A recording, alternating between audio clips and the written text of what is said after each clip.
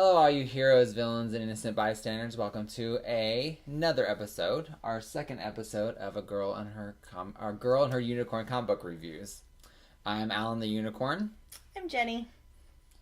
That's exciting. It wasn't. Was it? It was. Was it? It I'm was. Jenny. There you go. So, if you have not watched our first videos, we do spoil the comic books for the week, and we're going to be reviewing them. So, if you haven't read them, you may want to pause and take a moment to read your books, and then come back and see us.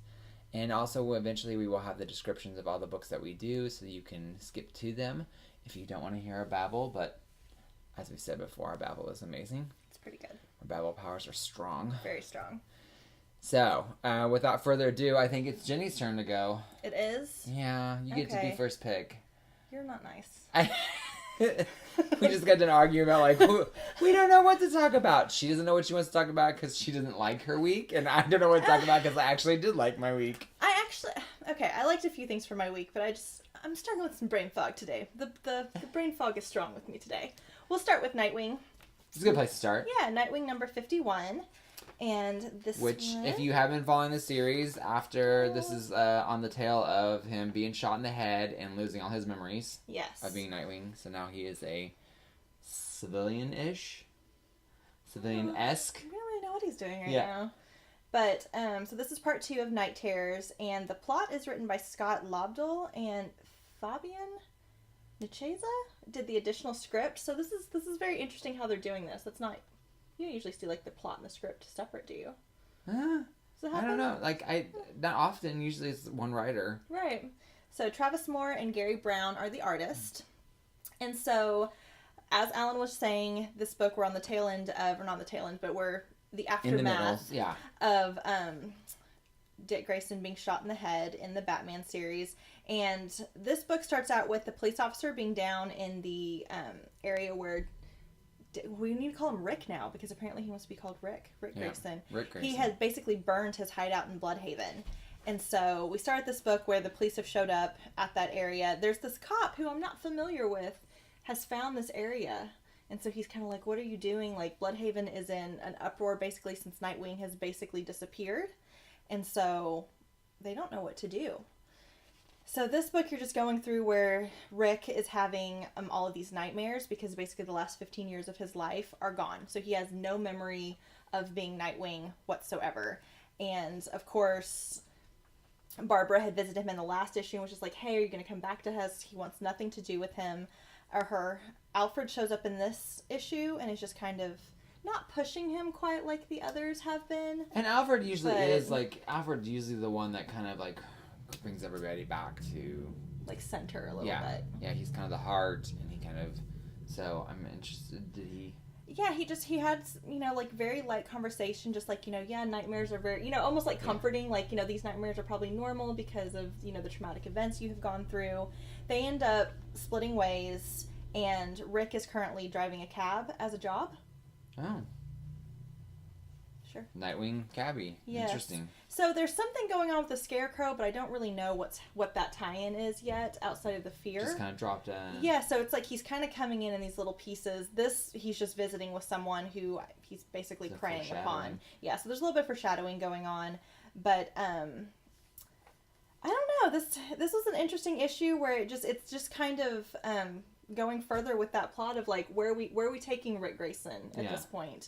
It's really weird calling him Rick. The only memories he has is that basically his parents. He still has all of his memories with his parents, and so he gets stood up in this issue where after he's driving the cab, he gets stood up and he has this muscle memory where he basically takes this guy out, like hardcore takes him out, and he's like, I have no idea. How do I know how to do this? Like, why do I know how to do this? I don't want to know how to do this. And then the last part of the book, you see someone going in and putting on the Nightwing costume. Ooh, it's the cop. It's always the cop. Is it? The cop. Oh, I knew it. So the last thing that you have with Rick is him saying, I don't want to know how to do these things. I want nothing to do with this life. And you have this cop putting on the Nightwing So he's going to be taking over the persona of Nightwing so that he could... The next issue is the new Nightwing. Ooh. So... I'm sure everybody's going to be in an uproar over that. Yeah, I mean... I don't know. It's one of those things where it's like you're kind of heartbroken because like I like the Nightwing character a lot, and as we've talked about with Titans, it's been a little hard to be like, where are we going with everything? Mm-hmm. So this story, you know, just that continuation of him trying to figure out who he is and really just sloughing that side of him off, where the more he learns about this Nightwing person, who he feels is a complete separate from him, the less he wants to know about this Nightwing persona. And so, I mean, this cop taking on the Nightwing mantle. Like, well, it looked like he had a gun, which is very, you know, I think that could play a lot of. There's a lot of things they could play off with that. It was like Batman showing up to say, "Hey, you can't do this. You can't take the moniker away from them." The whole Bat family just getting angry over that whole thing, trying to figure out who he is. But then again, it's like he said, like Bloodhaven needs their. It's out of control. Yeah, it needs the Nightwing. So I wonder if. And that's kind of where this cop is coming from. Is like, we need Nightwing. I kind of want to read Nightwing now. I mean, this was a good issue, and I mean the art was really, really good. I like this kind of gritty feel it has, because it really does kind of take you away from. You know, it gives that Bloodhaven just like that really like rough around the edges, like Gotham feel, but not Gotham. But like rougher, almost like. I mean, can you get rougher than Gotham? Gotham is like old world Knuckles. Like this is like it has Knuckles. Kind of a noir. Actually, that's a really good way of putting it. Yeah, it's like Gotham has that noir feel. This is more like Hell's Kitchen, but not. Yeah, like downtown New York. Yes, and you not really. No. I also liked with the story that you're really feeling this tug of war that's happening, where it's like he should be this person, but he doesn't want to be this person. Yeah, but he knows that he's just like, he doesn't want anything to do with it, and is being very like flippant about it. But at the same time, it's like he knows that he shouldn't be this way about it. So interesting. This is you might pick this up. You might take my copy and read it. I may have to. I have to download it. Yes, there you go. Downloader. So, I mean, I give this a solid 4 unicorn horns. I thought this was a good read. Yeah. This is a really good read. I mean, I was into it, and I was like, oh. I also have to say that I'm not a huge person about gimmicky covers, but I don't know why, but I really like these DC foil covers. Like, the foil covers have been nice. I don't know if it's like the texture of them feels really nice, or that they just kind of like, I feel like they're also muted. Yes. So they're just kind of fun. I like the... Well, and I know a lot of people have been complaining about how they think that they're like kind of flimsy. I kind of like that they're not like that thinner, super heavy. Right, like the old Wildstorm foil covers. Yeah. Like this is kind of like, So I will be picking up the next issue because I'm very interested to see where Rick Grayson is going. The whole Rick thing kind of cracks me up a little bit. I understand why they're doing it, but at the same time, it's like, oh, we have less Dick in Gotham. Less Dick. There's plenty of it plenty of it on the internet though. Welcome Black Label. Welcome Black Label. What are you going to talk about? Oh my goodness, I actually had a really good week. So I'm going to try to keep it through the genre of the different companies. Okay. So I'm going to do a Marvel one. Okay. And we're going to do Mr. and Mrs. X. Okay. Which is a newer series starring Gambit and Rogue, and they are finally married. They got married in X-Men Gold. They took Kitty Pryde and Klaus's wedding. Yes, but this is Mr. and Mrs. X on, this is number 4. The writer is Kelly Thompson, and the artist is Oscar, oh my gosh. Bazaldua. Sure. Man, you guys have some great names, but it needs to come with the pronunciation because I feel horrible for butchering them. I'm so sorry. But, so story-wise, this particular book line is... they go out on their honeymoon. Kitty Pryde calls them that they have this really big thing that they need to take care of, and she kind of guilts them into going into space to retrieve this particular thing. Kitty Pryde's good at that. I know, she really is. She's good at guilt trips, man. She gets them to go on this retrieve this thing, this mission. It's supposed to be their honeymoon. And it ends up being. Are you reading this at all? No, but oh my gosh, I know. So it ends up They get this egg, and they find out that Cersei, which is she was an Excalibur for a while when it was towards the end of the series, but she's a Shi'ar warrior. She's kind of like a Green Lantern-ish kind of character. She's got like this energy, this pink energy that she can manipulate into different shapes and teleport. And so they find her, and they find this egg. And the egg ends up being the DNA combination of Lilandra and Xavier. so it's their child. That I think it's kind of cool. I was like, so it was this egg. It's so like this is intense. Well, it was this egg, and so it was like they kind of play the Shi'ars to be kind of more avian-like anyway. So it was this egg, and it's like they don't know what the heck's in. They just think it's just this package of whatever it is, and all of a sudden it possibly be this little girl, and it's like Xavier's kid. I'm down with it. I think he has like several of them. He must have like he seeded the Marvel universe way beyond what it should have been. For real. So this one I really liked it. She's kind of innocent. She's kind of reading Rogue and Gambit and trying to figure out how like to interact with people in society. And so this one, this particular issue 4, they got captured in the last book. So they start off being captured and they escape. They escape by a Rogue has smuggled in a lockpick in her mouth. Yeah, she has. So she makes out with her husband, Gambit, and he saves them, gets them free, and then they find Xavier's daughter, Zandra, is what they're... Okay, yeah, for real, like how many kids does he have? Yeah, I know. It's like, it seems like the epic children. Yeah, lots of children. Speaking I know. Of, like, and multiple wives, or multiple women. Like he's just like he a bad baby daddy. He is. So she ends up like masquerading them as Imperial guards and changing what people see. They escape. The Starjammers think that they're the Imperial guards, so they actually attack them. Come to find out, and so they tell them. Hold, please. Okay. Starjammers? Yeah, the Starjammers. Who are they? They are space pirates. Okay. So they are led by Scott and Havoc. They're her father. Oh. So that's Corsair is their father, and he has like this is his band of merry men. Okay. Yeah. See who? So that's a long story. We don't have to go there today. We Short can story. Short version. Scott's father and mother were kidnapped by the Shi'ar and the king, and he's the one that the king killed their mom, and then put him in prison, and he escaped and started the Starjammers and never made it back to Earth. So he lives out there, and they're a band of pirates, space pirates. Okay. Short story. On this short version history lesson with Alan the Unicorn. I have many X-Men histories. I'm like a walking X-Men encyclopedia. He really is. I'm not good at the specifics. Like I can't tell you exactly what number, but I can give you the general gist of what has happened in the past. He's my X-Men-pedia. 40 years. So they show up.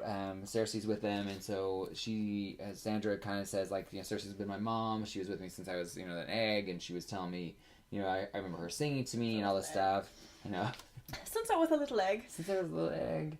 And so she tells Rogue that she can shut off her powers if she would like, because she can fix her brain so that she's able to do that, but she doesn't want to. And so again, they kind of have like this little back and forth between Gambit and Rogue about, why don't you want to? And she's like, well, last time I had them shut off and fixed, it was Xavier, and it didn't work. It didn't last. And she goes, I'm afraid this won't last because they're fixing it for me. I'm not fixing it myself. So she feels like she wants to not do that. So Gambit supports her like a good husband. Like a good hubby. And then the Imperial Guard show up, and hilarity ensues. They all fight. And then Warbird shows up, which is Lalandra's sister. And she is... So another one of Xavier's children. No. Lalandra is the mom. Oh, that's right. She was the ruler of the Shi'ar Empire army. Remember that brain fog thing I talked about? Yep, tracking. She's the queen. Totally tracking. She's kind of like the queen, the patriarch, and then is it patriarch? Matriarch. So anyway, so this is her sister. Okay, got it. So she's always been the kind of black sheep. Not a spawn of.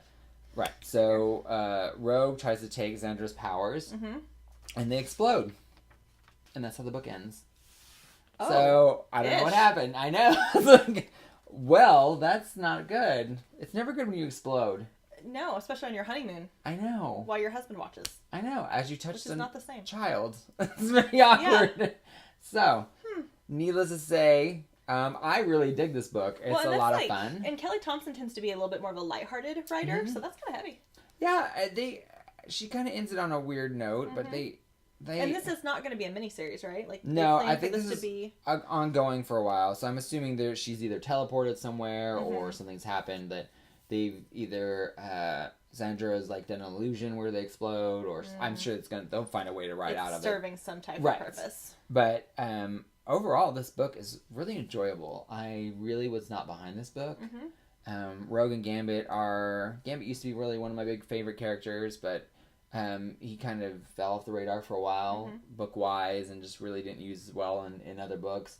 So it was just, he's a cool character, he's fun, but I feel like he does kind of become an archetype that just every girl's in love with Gambit, though. Yeah, and he's always that suave guy, and it's just like they don't extend that anymore. So I really wasn't. And Rogue is not one-dimensional, probably isn't the best word, but she definitely always has the same problem. She can. It's always like, I can't touch anybody. Oh, I can't touch anybody. I really wish they would. Yeah, I'm lonely. I can't touch anybody. And so she I do not disagree with you on that. So I was really worried for this book. I was like, oh, this is going to be her complaining about she can't touch him, and he's always trying to woo people and like steal shit.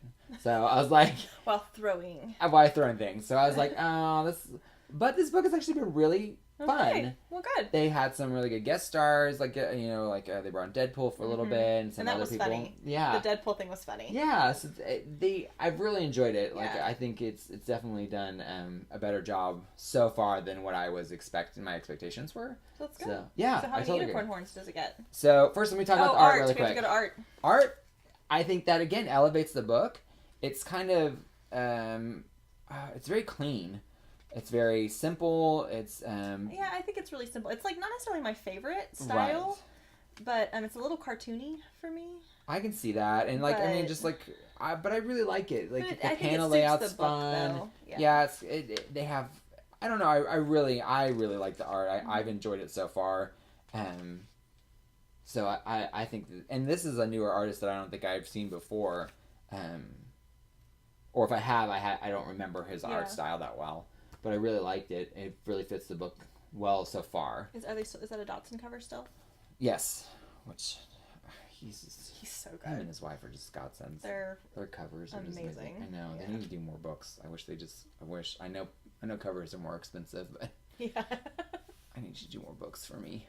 They did a bunch of the Star Wars covers that I collected because they were Dotson covers. They're just so good. I mean, like he really is. I mean, but he definitely has a style. Very there's certain people that you just see that style and you're just like, exactly. Well, that's him. Yeah. But unicorn wise, I would say probably a 4 out of 5 unicorn horns. I really enjoyed it. It was really fun, and I think coming on the last week's Crap Fest, you were really unhappy last week. I was really glad there was a book that was kind of fun and interesting and kind of a little bit light, but had some fun things happen and interesting things. So I'm interested to see how Xavier's daughter Xandra, I like that character. She's kind of fun, quirky character, and I'm kind of interested to see how that goes. Well, and that's quite the. And I love the Shi'ar and all them, so I've liked it so far. So 4 out of 5 unicorns horns for me, and I'm definitely gonna pick up the next issue until they probably till the end. But really? True that. That wasn't gonna happen. I know. We're aware of that. It's probably gonna happen. Okay, can we go a week without me talking about Tom King? Apparently not. Sorry about ya. Okay, Batman number 57, written by my boy Tom King, with Tony S. Daniels, the artist, which I'm really enjoying. He's been on the last several. And he's been on and off a couple times. He's really good. And I've seen most of his books that he's done, and he's really good. Mm-hmm. So this is the conclusion to the Beast of Burden arc. So Batman has been tracking down the KG Beast, which is the person that shot Nightwing. And so they're in Mother Russia. And this book, as you're going along, it's very interesting because it starts out with this like cartoon storytelling. So it's like KGB's dad is telling him this like folk tale, kind of like an Aesop's fable type thing. Huh. It's very bizarre, and it seems... But it's the 9 panels. Yeah, heck yes it is. But Tom King 9 panels. Yeah. And it's one of those things that we've talked about before where it's like there's so much good dialogue that's really hard to just talk about a Tom King book without being like wanting to read the whole freaking thing on camera. Like story time. It's like, let me start at the beginning. Once upon a time. So this particular book, like I said, Batman, they're in Russia. He's tracked down the KG Beast. He's found him at this home. And KG Beast, of course, knows that he's there and is trying to take him out. And it goes back and forth between the story time and Batman and the KG Beast just, like, duking it out, like, hardcore.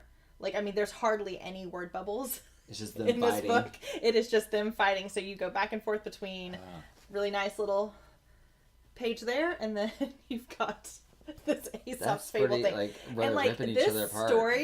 the story, like the little Aesop's Fable type story is very, very odd. I mean, they start eating each other. Yeah, they're eating each other in this. Wow. In this story, and so in the end, of course, Batman prevails, and he ends up taking out the KG Beast by taking his, what would you call it, like a harpoon? What would you call that thing? Hook arm? No, not his hook arm, where his gun that he shoots. Oh, like his grappling hook? Grappling hook. Thank you. Wow, I has the dumb. And it breaks KG Beast's neck.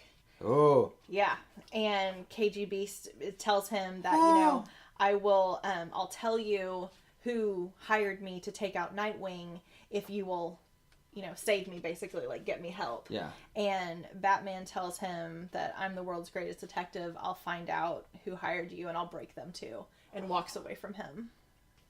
And the last page, you discover that this story that in the beginning, KG Beast's dad is reading to him. Thomas Wayne was reading to Bruce as a child.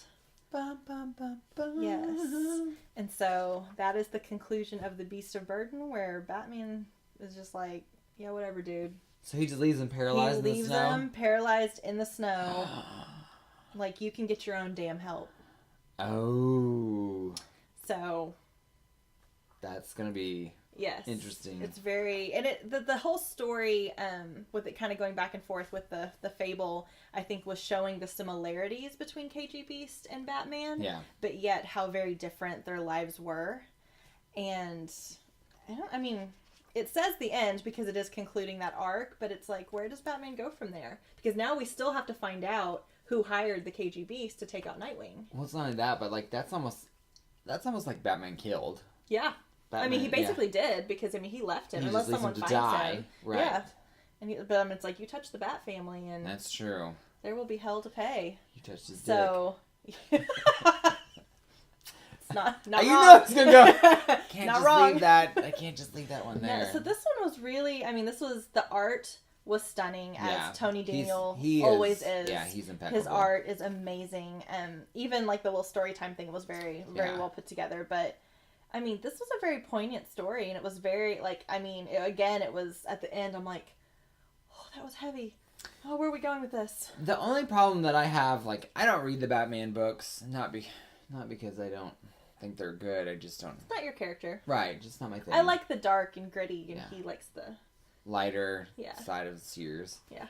And, but I just feel like the stories almost are not coherent. I feel like they're dealing a lot with stuff in Batman that they should be dealing with in Nightwing, but then Nightwing is not dealing with. Nightwing's like weeks ahead or months ahead of where Batman's at, so it's kind of a little weird timeline.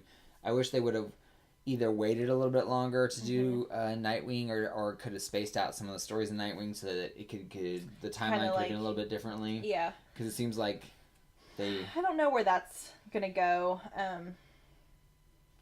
I don't know. As far as that goes, I mean, I don't know how they're gonna bring that together. That would be that's probably my own complaint about any of this stuff, is that I feel like they, especially the Nightwing book, they jumped way ahead of it. So I think they could have done better of keeping maybe him in a coma of some kind, or something, like where he's being recovered. Yeah, because it does seem like there were months. It's like he went from being shot all of a sudden, now that everybody's mad and he's healed, but he's not, and it's kind of this crazy. Well, and I'm kind of wondering, like, how these things are all going to, like, come together, because that's something that Tom does, is his arcs don't seem connected, and then they are. Yeah. And you're like, oh. So I'm interested, I really want to know who hired the KG Beast, and I'm sad that I don't know at the end of this one. That's true. So, but this still gets, yes, it'll keep me reading, like he was worried. Yeah. So, solid solid 4 stars for me. Yes, I will definitely be picking this up. The next issue would probably be a better issue for jumping on, since this was the conclusion. Yeah. You'd want to go back a couple issues if you want to start reading it, but I highly recommend Batman. It's one of the books that I look forward to every other week. Many people, they recommend Batman. It's definitely a book that pleases many. Yeah, it's solid. The writing is solid. Yeah. I mean, awesome. Yeah. All right. So lots of Batman in my world this week. So I was hoping you'd talk about this one. I kind of want to do this one, but I just did a Marvel one, so I'm gonna have to do. I'm gonna have to probably do. Can we just talk about the cover at least, like with the? I love that. I know. Isn't it the Beware of Dog? I want one so much. We'll do it the poll. We got cut off. Technical difficulties. Okay. So I'm gonna pick this one. All right. So he's been so unhappy with this book. You picked up the next issue. I told you I'm a completionist. I have been with this book for 239 issues. I mean, that's no a lot of now. years. Yeah, there's no going back now. Oh my gosh, I'm so disappointed. Eric Larson. I actually really like Eric Larson, and he writes and draws the book, and he's written the book and drawn the book since its conception. 239 issues. Yeah, 239 issues. It's been his book. So I find that really amazing that the creator obviously can do that. Mm-hmm. But I feel like sometimes it suffers. So if you're not reading Savage Dragon, it is a very, very hard book to drop into because it's always going. And the way that Eric Larson does his books is he time hops them. Mm-hmm. So if a month has gone by between each issue, most of the time, unless he's like in the middle of a story arc, most of the time it has been a month since the last issue. So he'll like time hop so people get older, mm-hmm. Babies get older, people get married, people die, and so it's really kind of that's interesting sometimes, mm-hmm. but sometimes it can be really weird. So in this particular issue, which is 239, so obviously it's been around for a while, he has, in the last couple issues, he got his legs blown off, mm-hmm. and so he has grown his legs back, including his inappropriate leg, and he is getting ready to assault his wife with his inappropriate leg. It's very much a Daredevil baby between the leg reveal. And so, like, it used to not be, like, Eric Larson's always been kind of sexualized, but this lately, like, the past few years, I think he's gotten more and more, and it's almost getting to the point where it's, like, it's not even... Like, this isn't funny anymore? It's not funny, it's not, like, shocking, it's just kind of gross. Is this like the Deadpool, like, the baby hand? Yes. Oh, no! It really is. Yeah, I know. So... Anyways, so then he, the villain that in the past issue, they collected the blood from the baby, from one of Savage Dragon's babies. She comes back, brings the blood back to the bad guy. He's crippled, so he injects himself with the blood. So the way dragon's blood works, though, is when it'll heal you and turn you into a superhero or dragon, mm-hmm. Creature. But it will, it'll make you explode. So the dragon's blood since he's an alien, is mm-hmm. not able to be conducive to human. Okay. So it'll make him they explode. So it rejects, right? Basically. But he healed his adopted sister, quote unquote sister. Mm-hmm. He healed her with his blood, but then they had a depowering serum, so they depowered her, so she reverted back to her state before she had the dragon blood injected in her. So he kind of saved her, but she had superpowers to begin with, so that kind of helped her. So she's arguing with the the media that she's like, yes, dragon saved me from near death, but he saved me. I lived because I was able to. I already had superpowers. Okay. So she was able to like assimilate. Basically. Right. So she was like, so everything's like, why isn't dragon using his blood to cure everybody? Mm-hmm. So this is because that doesn't always work out. Because it'll explode everybody. Because everybody will freaking explode. Yes. And then the Scourge bad guy. Bioweapon. That's true. You just inject people and they're superheroes for 5 seconds, and you just drop them somewhere. I would definitely use this power for evil. For sure. So the other bad guy that crippled his sister in the past couple books, he takes over kind of the mob. which is very much in line with what Eric Larson does. It's kind of what he based on his original series. Was there was a mob fighting the cops, and the one big bad villain was leader over the gang, and so he's kind of going back to that a little bit. Okay. Then it cuts to the guy in the wheelchair that injected himself with dragon blood. He's gotten dragon powers. He shows up at their house, fights the dragon, and explodes everywhere. And it's basically just panels of blood. And then there's panels of demons with a bunch of demon tallywhackers everywhere. Again, very inappropriate. And they have collected humans, and they're talking about invading the surface world. Then it cuts to it's Dragon talking with his wife. The past book, his wife was she ended up like kind of getting drunk. Less, yeah, right? She got drunk, and then she kind of got physically assaulted by these strippers. But she was. It's a really confusing. Weird. Yeah. It was very. I remember last time we talked about this. I was like, I know, like, it's so weird. Like, but it's not. I mean, like you can follow it, but it's still just like I don't understand. And there are a lot of word bubbles here. Yes. Among other things. And a lot of nudity. Like, It's just nudity after nudity. And it's just like, I don't understand it. But he's kind of upset at her that she's not, he's like, now I'm going to have to face, he's getting ready to go on this talk show. He's like, now this is going to be, tabloids. This is going to be all over the place. And sure enough, he goes on the talk show, and he's like, if this guy at the talk show brings it up, I'm done. I'm walking away. Because in the past, he's kind of gave hell to his dad. And so he starts out with the show is like, he's behaving himself, and then all of a sudden he brings the strippers in that slept with his wife. So then like he leaves, and then they like it's this like reality show stuff.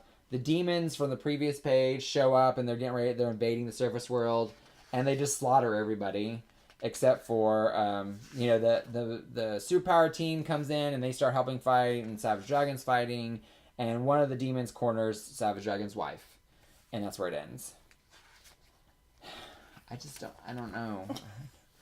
I used to love this book up to issue probably about 100. And then after that, it had some good storylines. Mm-hmm. But these recent past ones, I feel are really it's just odd. And I just don't understand. Like, I don't know if Eric Larson has some sexual frustration he needs to get out. Or, like, if he's just trying to live vicariously through his characters. But some of the stuff in here... scary. Yeah, I'm not quite understanding where it's coming from. So this particular book, I definitely don't think it's for everybody. It's very, very limited audience. I think it almost hurts him because when he did his superhero stuff, it was a lot of fun and interesting. And I did love the fact that he had characters and he would kill them off and they would be dead, like real dead, not like comic book dead. Occasionally he would bring one back or something like that, or find a way to fix things. But for the most part, if a character died, he would either bring... like with Dart was one of his big characters. She ended up she got her legs blown off in one of the ventures, so she ended up being in a wheelchair. But then she ended up inheriting like the power of their Shazam-ish character, and so she became kind of this character. But then she ended up dying permanently. And then when he killed her off, her niece took over the mantle. But then her niece turned evil, and so it's just like. He really does have some interesting things that he does. But it's just and can I just point out an irony here? Is that like this is like porn book? Yeah. But if you look at the back, it's like little dragon. Little dragon. Yeah. It's like it's a little extra cartoon in the back. Super inappropriate. It's so weird. It really is. It's like nudity, pornography, and then it's like kids. Yeah. Kids' birthday party. Yeah. So. I really want to get on board with this, and I really want to stay with this book, but Eric Larson's just unfortunately focusing on the things that I don't think need to further his book.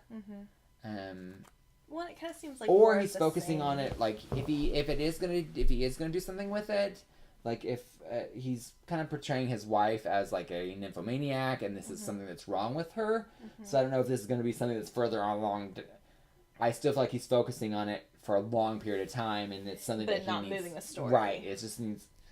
It's more like shock value. Like, what else can I fit in here before this comes to an end? Before somebody says something to me about it. Yeah, and so. Well, you're not going to give up on it. I mean, I already know that. but I want to. But you're not. It is, but I'm not. And as far as the art, I've always loved Eric Larson's art. It is very sketchy. It's kind of blocky and this weird combination. It almost has like a mad feel to it a little bit. Like sometimes it does. Like one of the characters, like it looks like and his style changes sometimes. Like sometimes he'll do like, I just wanted to try this, and he'll try some weird style, like it looks like Little Orphan Annie, and you're like, what the heck? But it's just I love that about him. I love that about as an artist, that he's trying different things. And the colors are really nice. Colors are really nice, and I mean, like I really do like his art. I feel like he's a lot of fun. He's another one that I can probably pick out from a line of artists of his stuff. But fortunately, this book is not for everybody. It is a very select audience. If you do pick up, beware. It's not very it's not new reader friendly. Appropriate either. Yeah, and so for that fact, I probably give it a 2 out of 5 unicorn horns, just because I do like the art, and I unfortunately am stuck with it for a while. So I'm trying to be nice. Because he's not going to give it up. I won't give it up. You don't make it to 239 issues. And stop collecting it now. It's kind of like ending a 20-year marriage, and you're just like, I just want to give it up. Yeah, it's comfortable. Yeah. So I'm hoping he gets better. Eric, if you ever scour the internet by chance, please move past. I'm glad you are trying to express yourself, but it's getting exhausting. Get back to the superhero stuff, which I really like. The unicorn is exhausted. Like unicorn's magic is going downhill. So, but yeah. Okay. Yeah, and if you're a big fan, if you read this, let me know what you think about it, especially this direction. I would really love to hear somebody else's opinion that reads this book and has read it for a while, to see what they think how things are going. So you're like, I need someone else to either I need a conversation or deny. Am I crazy, or am I just not seeing it? Yeah. So that's that one. All right, your turn. Do we want to talk about Justice League? We can. If you do, then I will stick with something else. I will go with a different one. Well, if you're going to talk about Justice League, then you can do that one next. No, good. You go ahead. Well, because I'm not even sure that I could tell you about this story. So I was like, I will help. Okay, good. Because I was like, so this is a prelude to the Drowning Earth, or the Drowned Earth, storyline that's about to pop out. The new Aquaman thing. Yes, so Scott Snyder is the writer, Francis Manapul is the art, colors, and cover. And can I just say that that's why I want to talk about this book, is because of the art. Which we'll get to. Yes, we will get to. First, let's get to the plot. Okay. Just go ahead. 'Cause I'm like... Arthur and Wonder Woman, which I liked. I like that she had her plane. And I love that. I loved her costume. I know, I like it's the Valkyrie-ish kind of boots and like the fun fur. She's being. I mean, Outlaw should take some notes about how to be warmer. Yeah. While still being half naked. Yeah. I love it. We should work on that. And the big giant vest on Aquaman is really cool. The big cape and Firestorm. It's very Viking. They look very Viking. Yes. So they have this. I feel like this book, particularly this story, I feel like I missed a book somewhere. That's okay. Thank God that you said that, because that's how I felt. I was like, why do I not? I have been reading Justice League. Trust me, I've been trying real hard. We're 10 issues deep here. I'm trying to jump on this Scott Snyder. And it's just not. It's Justice League bandwagon. It's not coalescing. There's no. I don't understand. I don't know why they're where they are. Yeah, they've got this bottle that's supposed to show them where the ship is for the graveyard of the gods. But I don't understand where that came from. It was given to him by Poseidon. Poseidon's body's dead. So maybe this is an Aquaman stuff. And I was about to say that maybe we should have, if we were reading Aquaman, maybe we would understand some of this. There's no there's no connection saying, hey, read Aquaman, blah blah blah. Yeah, for this. It didn't say to read it first, because I do know there was something at the back where it said these are the tie-in pieces. Yes, but it didn't. No. It didn't tell you needed to read it first. Right. So I don't know if maybe we're missing a book or something, but that's what I feel like, especially in the beginning of this. So the three, the Wonder Woman, Aquaman, and Firestorm, are trying to find this graveyard of the gods. And so they're in Antarctica, and then it cuts to Superman, Adam Strange, and the Flash fighting this lava creature. And Batman's Volcano. Volcano Man. Yeah, it's spitting extra lava people out of his belly. And Flash was being very funny. Yeah. He had And some Batman funny too. moments. I like Batman. Well, Batman to me is Batman's just always, like, I love his dry. So during all the missions, Batman's kind of in the background because in the past books, his body has been like... He broke his arms and his legs. Right. Was it Lex? No. It was during the Lex Luthor battle. Yeah. Was but it Lex I think Luthor it was broke them? it the Batman Who Laughs that did it? I don't remember. It was very convoluted. Yeah. Anyways, he got his arms and legs broken, so now he's he's like in his like full this body metal, cast, like robotic cast, which I type don't still thing. understand how that quite works. So then he's also trying to figure out about the group with Hawkgirl, Jon Stewart, and Martian Manhunter. They're going to Thingard to figure out about the Source Wall thing. I thought the Jaro Jaro thing was fantastic. That was kind of funny. Yeah. And then it cuts back to the Wonder Woman, Aquaman, Firestorm team. They find the ship that they're looking for, and they find this key. Mm-hmm. And that was very just like... Oh, we're looking for a key. I didn't know we were looking for a key. Like, what are we doing? Yeah, it's like they were just there. It's all of a sudden... The whole time I'm saying, why are we here? How did we get here? Yeah, it was really weird because it's like Wonder Woman's like, oh, this part of the ship looks like Amazonian metal, and then just Aquaman punches through it and finds the key. It doesn't quite flow as well as I thought. Well, and the panels didn't flow in this part because then she's like, I don't know what I'm looking at. You're thinking she's talking about the key, but then you turn the page and it's this giant creature. Like Kraken creature. Kraken space creature? Yes. With space legs and arms. Mm-hmm. And so then the Firestorm sees it's kind of this weird energy. Mm-hmm. All of a sudden it touches Firestorm and turns him into a fish creature. And so Batman's like, don't let it touch you. And of course, what does it do? It grabs Aquaman. And Wonder Woman's going to try to save him, and they get sucked into the maw of the creature, where they become, it's like a portal. But does Wonder Woman get sucked in, too? It looks like it does. Okay. I mean, she's like but then there. She's just not... But then, like, they haven't explained where she's at. No. So Aquaman kind of confronts these three gods, and they're the sea gods like the old of the sea gods. universe? Yeah. I don't know. It's like there's not Poseidon. Like so like Poseidon's we know like Poseidon. our universe sea gods. So these are like there's other sea gods in the other universes. We are the ocean deities. Yeah. Of the galaxy. Of the galaxy. I don't know how that works. Okay. Like, I don't understand. Okay. I feel like that's a huge stretch. Like I feel like that's how this whole freaking series has been. It's this huge stretch of things that don't make sense to Snyder, me. You're killing me. Yeah, you're really killing me. I like every time I read, like I want to be on board, but I can't.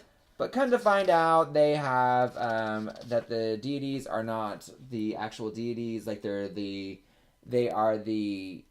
So they're the invaders that fought Poseidon. Right, that fought Poseidon.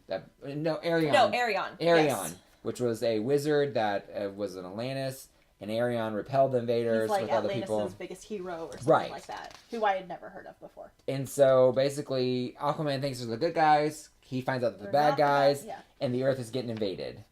Then when they invade the Earth, they flood it with this weird water, and it floods the entire Earth, which is turns everybody into fishes. But mind you, so they got sucked into that portal, right, where they see the ocean deities. Yeah. But Wonder Woman is nowhere to be seen. No. So we have no idea. So I don't know where Wonder Woman's at, and Firestorm's, I assume, was left on Earth as a fish. Yes. So And of course, Batman's freaking out because the Earth is under attack, and he's like broken. That's the other thing that I think is funny is that this is where like that whole continuity thing comes into play, where like Batman's like this in the Justice League, but he's not like that in any of the other books. And I can suspend my disbelief for that. Yeah. Just it's just funny to me. It's just one more thing that like is painful in this book.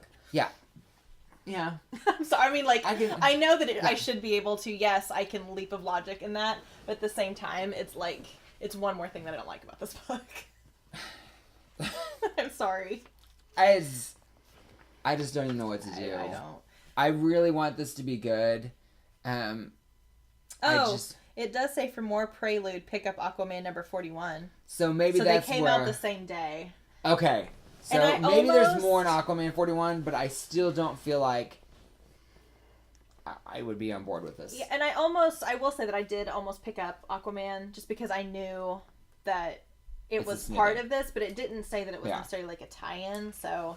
And I would really, really, really, really like to get on board with this stuff, but Scott Snyder, I don't know. You're killing me, Smalls. I don't understand your writing. I just don't understand. Like, It's not, and it's like, I can follow it, I just don't really like... It's almost like he wants to be too big of a scope. Yeah. Like, maybe but it's he's not translating. It's not translating well at all. Like, I feel like that's hard to get on board with the galaxy's deities. Yeah. In our universe deity, and it's just... I don't know. I just have a hard time with it. Aside from the story, and the fact that I don't care for it at all, because it just seems like there's constantly leaps. Yeah. Just leaps of logic, leaps of... I don't know. And it's not even logic I can understand. It's like an illogical almost. Yeah. Like... Well, it's like the flow. Mm-hmm. The flow doesn't work.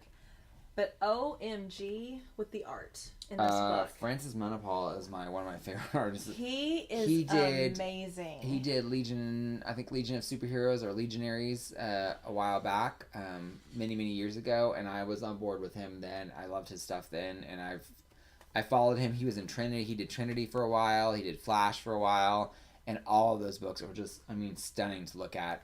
I mean, even if I don't understand the story, I will look at this book for the art because. Yes. It's like he does this really interesting wash over it that makes the colors just beautiful. I agree. And I like his proportions. Like he makes Aquaman kind of beefy and Wonder Woman is not a tiny person. She is Amazonian and it looks amazing. But then you have like this little like fit, Firestorm. I just really feel like he takes that into consideration, like their body type and the way they look. And, well, and even here, like with the Hall of Justice, like there's that glow that's just really, really nice. And subtle. It's just subtle but stunning. And Batman's cast stuff, like I hate the idea of it, but like it looks really kind of neat. Yeah, it looks really neat how he's got his arms held up so he can type on the computer. Well, and also it translates the cold really well. Yes. Like the icy, like the sea. Yeah. And the Jarro is really cute. I know, it is really good. I'm sorry, that was so funny. Francis Manapul definitely saves this book. He saved this book. But I'm going to pick up the next issue, but not because I want to, just because I mean, I'm excited. I will say that, like, I want to like this Aquaman stuff because Kelly Sue DeConnick is about to come on board for this book, and I really like her, and so I'm excited about the new team. Well, I really want to get on board with Aquaman anyways, because I feel like Aquaman is definitely a character that's underutilized, and they just kind of, like, crap on him. Like, he's just not, like, a cool character, but I feel like they could be, like, if they would give him something more, and some writers have done that in the past, and they have given him a better cast and a better like power set, but I feel like this was not a great way to go. Yeah. I don't know if they would have done more of a deity kind of book, like he's going to the old world gods, and then but because they make it like the galaxy sea deities, it was just kind of. I think it was. What about the planets that don't have water? Do they? I don't understand. Yeah, I don't know if it's just because we've been so underwhelmed with this series. Right. I mean, we're 10 issues in, and we've not been happy with a single issue of it. Other than the art. The art's usually pretty solid. Yeah, there's been several artists. Been good. Yeah. Which, by the way, the whole big draw of this book was when they relaunched it was supposed to be Cliff Chiang was supposed to be the huge artist. I think he's done 2 issues out of 10. Say, did he do 2? Like I think he's done 2, which is really disappointing. Yeah. But the artists that they have, George Jimenez and Francis Manapul, really, really talented people, and I definitely love the art so far. I'm hoping it seems like Tynan has been going back and forth with Snyder. Tynan brings a little bit more structure to the story. Because I know that out of the 10. When Tynan came on board, I was like, okay, well, that was a better issue. Yeah. Just because we had a little bit of structure. Yeah. So maybe, so this is the prelude to Drowned Earth. So I have hopes that maybe the next, when we actually get into the beefy part of Drowned Earth, that maybe it'll come to light. Maybe I'll go pick up Aquaman and not hate myself. Yeah, that's for not knowing things. I do think I'm gonna pick up Aquaman just to see if maybe I can get a more. I still don't think it's gonna. It's basically just gonna explain the bottle to me, and that's probably about it. I don't think it's gonna make Which at this point I would be okay with. A little bit of more understanding in this book like is I nice. need. So like I'm a details person, and when I don't have the details, I get concerned, and so. We will be picking up the next. We will be picking up the next issue, just because I'm a completionist and I want to know. I want to see, and I've been with Justice League for a long time, and I've loved this Justice League, and I feel like it can't suck forever. See, this is my second hop. So in a year, I have actually dropped the Justice League once before already. And I was excited when the Snyder team was announced and all of that. So we'll see. This is one that I may not continue. I am going to continue because of the Drowned Earth. I am interested in seeing where this event goes. Well, that gets you to the 12. Yes, it does get me to 12. This gives you 12. And this is the last Jim Lee cover. I believe this will be his last one. Yeah. So those have been fun. Yeah. But I give it a 3 because of the Francis Manapul art. I mean, it elevated it. I would give it a 2. I would still give it a 2 just because of the Francis Manapul art. Otherwise, I would have gave it a 1. You know what? I'm with you. It gets a 2. Yeah. I am changing the amount of unicorn horns that I give this book because. All right. You're not wrong. Thanks. Yeah. That doesn't happen all. I'm gonna have to get you to say that. And I'm like, well, I'm gonna have to record this and rewatch it several times. You are not. Have it on my phone. You are not wrong. I like that. So I'm gonna go and skip. We did an image. So let's do Dark Horse. Okay. So that way I can go through the companies. Mm-hmm. So this is Empowered spinoff. And it's the Sister Spooky's High School Hell. It is the sixth issue of the 6-issue miniseries, so it's the final conclusion. Okay, And this particular book was done by Adam Warren, who he's done several. He wrote and drew it, but it was black and white, and it was like in a bigger format, and it was more of a graphic novel. And that's how he came out. There's like 8 or I think there's 9 or 10 graphic novels of this particular empowered character. Okay. And within the empowered universe, there's this other character, Sister Spooky, and her backstory is she's a witch. She's like a witch character, and she hates empowered in the books, but they kind of become friends-ish. I like that. They're friends-ish. Well, like Sister Spooky, like, it's convoluted. It's like 10 issues of giant graphic novel stuff.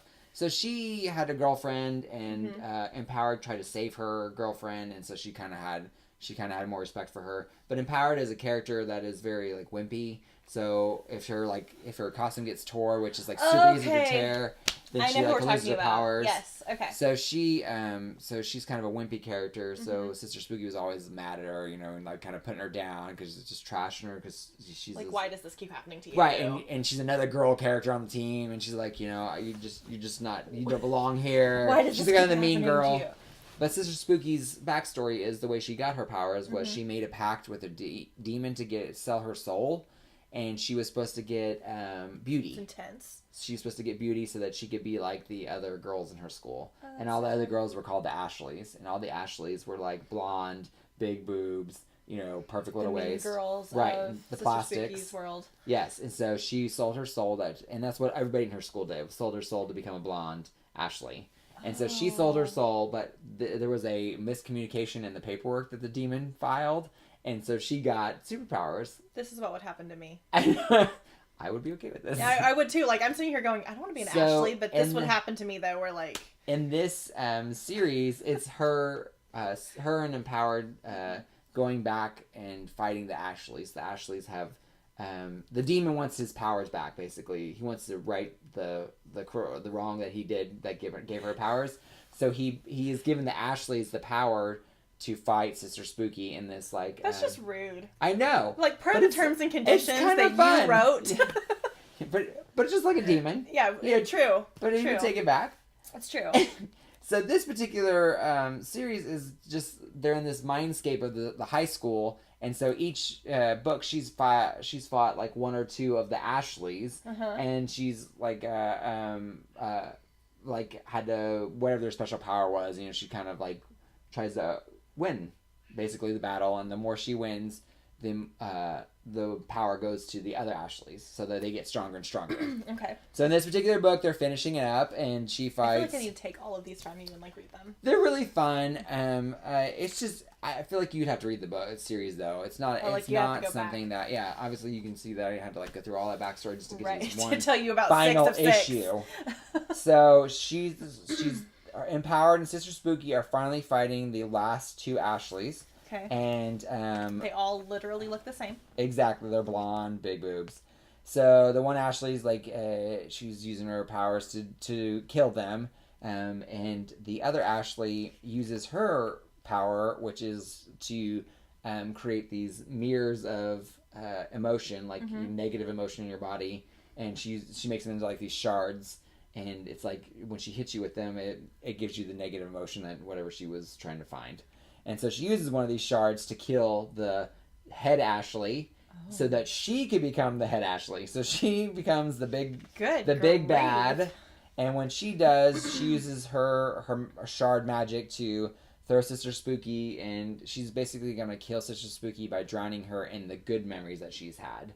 And one of the good memories is Sister Spooky with, so I can't say her name because it's really inappropriate, but mine, F-U... something K. So that's the name, that's her superhero name. And she is a telepath. And she's so powerful that she had to be put on a satellite. And that's how she was like, so Sister Spooky didn't get to see her all the time because she was up on the satellite, because it was the only way for her to not going crazy. So it's about her, like she starts following these memories. Yeah, it's really cute.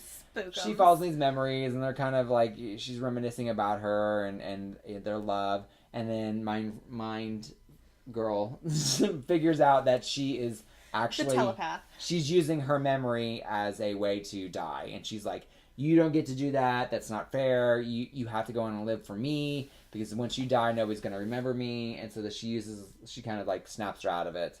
But while she snaps her out of it, the Ashley and Empowered are fighting, and she's killing Empowered with the horrible things that Sister Spooky used to say to her. And so she's like, she'd throw a shard, and the shard would be like something horrible that Sister Spooky said to her. And so, but Empowered's like this really positive person. She's like, she's different now. She's not like this. You can't fool me. I'll never give in. And then all of a sudden, like, nick of time, Sister Spooky snaps out of it, comes back, and she finds a way of killing Ashley, and that is by making her hate herself. Because obviously she sold her soul also, so she hates herself. But come to find out, Sister Spooky is African American, and she says, I remember why you wanted to change into a blonde is because you were ethnic too. And so she didn't want to be black, she wanted to be a blonde-haired, blue-eyed girl. Dang. And so she's like, how could you do that? Like, how, she gives her this self-doubt of like, why would you do that? And she explodes because the magic consumes her because she had these negative thoughts about it. And so I was really kind of deep. I was like, gosh. But I liked it though, because it kind of made Sister Spooky kind of embrace herself a little bit more. And that's one thing that Adam Warren does, has a chance to, he does that with a lot of his characters, especially in the Empowered graphic novels. He starts off with them kind of being these weak. The first few books are just kind of these funny books, like it's this superhero getting tied up, and it's just, she's always embarrassed because she's like this, she's supposed to try to be she wants to be this really good superhero, but she always keeps getting tied up. So she's kind of a joke. Right. And then as the book goes on, she starts to become more and more of a fleshed out character. Her cast become more and more fleshed out. And so he gets really kind of deep in some of these stories. And some of them are really sad. But at the end, Sister Spooky gets all the powers because she kills the last Ashley, and she takes the demon and kills the demon. And she's like, he'll be back. She's like, that's okay. I'm now more powerful because you messed up, and now I've got all the Ashley's powers. And so they end up, at the end, this is happy ending. Happy ending. Right. Yeah. Right. So it's really good. It's kind of it's a fun read. Yeah. Obviously you can't jump on in the middle of this. It's just the middle of the book, and you're just like, what is going on? But if you get the beginning of the series, if you do the little 6-issue arc, or probably pick it up and trade at some point, I'm sure they will do. It's just a fun read. Okay. It's really cute. But I like the love yourself message in it. And if you don't understand it, he always puts this little like foreword so that it can kind of catch you up on things. So that's really nice too. But I like the art right there too. Yes, that's Adam Warren. Okay. So the art was done by Carla Speed McNeil. Okay. And so he's a different artist. So that's actually his art. This is Adam Warren's original art. Like, this is what the graphic novels look like. Okay. And then this is the spin-off. They've done a couple of these little spin-offs, and they're all different artists. Okay. And so as far as the art goes, it's not my jam. It's not my favorite art. It's very almost indie comic look. It's very kind of dark and really kind of deep, sketchy lines, and sometimes a little bit awkward. Some of it almost looks juvenile. Like it's not like the details there. But I think it's funny how they put the expelled thing when they get when they die. Yeah, exactly. That's clever. It is, and they make it like to be like a video game. Yes. But I mean, it's okay. Seemed fun. For what the book is, the art works for it. Okay. Like I said, it's not my favorites, but it's just not my personal favorite. Because I've seen some of the other artists, and also I've seen Adam Warren's. Yeah, it's really nice. Really, so it's different, but it is kind of a fun read. Yeah. So I give it like probably a 3 out of 5 unicorn horns, just because I enjoyed it. The art was a little bit of a downer, but still I enjoyed it. It was fun. But yeah. So nice. And obviously when they come out with the next miniseries, I'll probably pick it up just because I've enjoyed them so far. Well, what else did you have on your pull list this week? Gosh. What other fun stuff did I have? Which you were so happy this week. I know, it really was. So Hit Girl started a new arc. She's now in Rome, so this is part 1 of 4, but it's issue number 9. I've really enjoyed this book. The first one was Colombia. That one was okay. The first 4 issues. The second issue was Canada. I really liked that one. That one was really good. The art was really good. The story was really good. And this one is shaping to be a pretty good one too. Good. Like, it's a good start to the new series, so if you haven't read the other ones, you can jump on this one. But they are just in 4-issue little arcs in different cities, I guess she's going. But it's fun. I really like the art in it. It was really kind of energetic and fun and colorful, and I like the story where it's gone so far. Obviously, this is issue 1, so we'll see how much it goes. But yeah, that's a fun one. I like that one. X-Men Black. Yeah. It's the 3rd in the X-Men Black series, but it's the number 1 Mystique issue. It's okay. We were kind of looking forward to this one. I really was. They were out, and Mike was out, so I didn't get to pick this issue up. But you're not missing much. Okay. Yeah. It was okay story. Okay art. The backstory, I'm just kind of over with. I don't. Is that like the apocalypse thing? The apocalypse, yeah. He's finally de-evolved into like this cavemanish thing, and he fights these other caveman for this piece of. So I'm just. Nobody really seems to like that.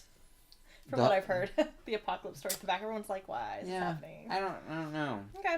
I think it's just a way to add another villain story. And as far as the Mystique story, it's okay. It's okay. It's fun. Is it a Campbell cover? So I mean, you got a Campbell cover out of it. That is true. That is very true. But it's kind of making me sad though, because I haven't enjoyed any. I mean, like we did Mojo last week, and that was okay. And I really was hoping they would do something fun. You know, yeah. Well, I mean, it's hard to do in one issue, but still, like. I think if they would have had maybe a common thread to go through them instead of the back story being the common thread. Like I wish they had like a goal all in mind or something other than like its own storyline as opposed to just like a one-shot feel. Right, exactly. Yeah, it's definitely a one-shot feel, like an annual-ish or something like that. Runaways number 14, really good continuation of the story. It's really hard. This probably wouldn't be a good jumping on point because it's kind of in the middle of an arc. But they furthered a lot of the story. The art is a lot of fun. It's really kind of just this. It's just fun. Well, and there's a raptor in it. I'm sorry. That's is. Fantastic. And the art is very cartoony. And it's just, I really enjoyed this book. If you're not reading it and you like kind of light, teen angsty stuff, this is really cool. I do want to jump in on that one. Yeah. But I want to go back and read the Brian K. Vaughan, like the original series. Yes, you will definitely have a little bit more enjoyment out of that. Justice League Dark, I think you had this one too. Good. Just continuing the Witching Hour. I'm liking it. A little bit more of what's going on. They reveal a new Hecate person. I'm worried about the Parliament of Trees in this one. I know. This one's actually really good. I didn't think it was going to be as good. I am too. I'm really enjoying the Witching And Hour. I'm actually surprisingly liking X-Men Dark or Justice League Dark, just because I was really the first 2 issues I was like, I hate all the characters because I hate Man Bat and Detective Chimp's okay, and it's just Bobo has been funny. Man, they have really they've turned me around, and I feel like they are kind of leading. They're getting more and more closer to what the Justice League Dark was before, as far as the characters go. Yeah. So that kind of makes me happy. They're at least bringing them in and paying homage. They're not totally throwing the other stuff out the window, which I really like. So I've really enjoyed it so far. Bat thing, I think, because I always felt so bad for him in the animated series. Yeah. That he didn't want to be bad, but he just. Yeah, nature of the beast, but I don't know how he fits in this book. He's not a magic character. True, but I would say this one I give a 4 out of 5 unicorn horns. Definitely fun. Yeah. And then Astonishing X-Men. Did you read that one as well? This is actually a fun little X book. I kind of enjoy it. Greg Land is the artist. I love him. But yeah, it's just a fun X-Men book. It's not. There's nothing really too crazy. There's not a lot Quite a bit of comedy. Yeah. This one, and I don't feel like you have to it's not Scott Snyder where you have to be existential and maybe go into yoga and meditate before you can figure out what some of those. Yes, or sing. Yes. Hold on, start the timer. Yeah, that's exactly right. So I enjoy this. There's not a lot. So I probably give it a 4 out of 5 unicorn horns also, just because I like the cast. I like the quipping. The writing's really good. The art's really solid. So I've enjoyed that. What about you? What did you have? So I'm reading the Sandman universe stuff. I don't know what this is. I don't know what's happening. I didn't read the original Sandman, and so I'm sure that's affecting a little bit of. I enjoy the so when they relaunched this, there's the main Sandman universe book, which is called The Dreaming. I'm enjoying it. But these little spin-off books have been a little odd for me. And so I don't know how I feel about this yet. I will report later how I feel about this. That is very Sandman, though. This is a very, Yes. You really do have to existentialize yourself to get into this book, so. I didn't dislike it, but at the same time, I was like, what's going on? I feel like I'm not smart enough to real Neil Gaiman. I wish I could be. I don't feel like it's that. It's just that it's, I don't know. I think I just don't have enough backstory of the character to just kind of understand what's going on yet. But it's also book 1 of the Lucifer series, so we'll see where it goes. I'm not poo-pooing on it yet. I just don't really know where they're going with it. How many, and what would you? This is just number 1. What would you rate it? What would I rate it? I would say probably a 3. Because I was interested, I was intrigued by what was happening. And there's some story twists that are happening that I'm like, okay, but there's a character in here that I'm like, are you Lucifer or are you not Lucifer? I don't know. So I'll give it a 3. Darth Vader, I'm really enjoying this series right now. A lot of people are. I've heard really good things about it. Honestly, I think it's a little bit better than the regular Star Wars book right now. Just because... Yeah, true. But, in the regular Star Wars book, I think we discussed this, where they're dragging it out a little bit. Yeah. This storyline is very interesting, and I'm wondering where they're going to go. So I would give this one probably got a 4 for me this week. Awesome. I really liked this one. Aphrodite 5. I'm bummed. This was the last issue of this. It was issue 4. I knew it was going to be a short series, but I was really liking it. But the last issue, honestly, I feel like they dropped the ball. It just ended, and this thing that they've been building up was over. It's almost like Supernatural season. You watch that show. They build up this big fight and nothing happens. I mean, when I got to the last page and I was like, that's it? Wait, what? So, I mean, they left it open-ended to where they could have another miniseries. But, okay. So, honestly, I kind of give this issue a 2 because Oh. Yeah, like I always loved the Aphrodite characters, and it was going somewhere. But this issue, I was let down. I was like, it was going good, and then it was one of those where like in the last 3 pages they had to like cut it off. Oh yeah, finish. Yeah, so I didn't like that. Vader's Castle, Star Wars Adventures. This is cute. I give it a 3. It's just cute little kitty, especially with the whole Halloween thing. It's fun. Yeah, that's always neat. And then I'm with you on the Astonishing X-Men and the Witching Hour. I'm really loving the Witching Hour. I really do. Like it's right up my alley. I'm enjoying it. Tynan is not letting me down. No. With the Witching Hour. Not yet. And then fingers crossed. Yes. And toes. And then Astonishing X-Men.